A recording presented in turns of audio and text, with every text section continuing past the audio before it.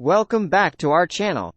Today, we'll walk you through calculating earnings per share, EPS. EPS measures a company's profit allocated to each outstanding share. To calculate EPS, you need to divide the company's net income by the total number of outstanding shares.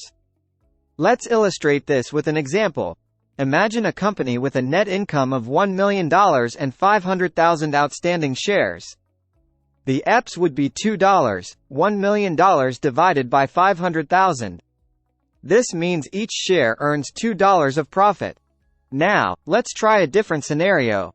Company B has a net income of $500,000 and 100,000 outstanding shares. The EPS for Company B would be $5, $500,000 divided by 100,000. Remember, EPS is a crucial metric for investors as it helps evaluate a company's profitability on a per-share basis. The higher the EPS, the more profitable a company is per share.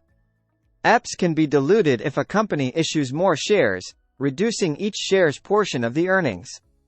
Companies often report both basic EPS, using the current number of shares, and diluted EPS, accounting for potential future share issuances.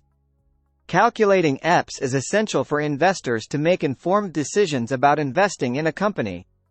By understanding EPS, investors can gauge how profitable a company is relative to its share price. Remember to consider other factors alongside EPS, such as the company's industry, growth potential, and financial health. Stay tuned for more finance tutorials on our channel.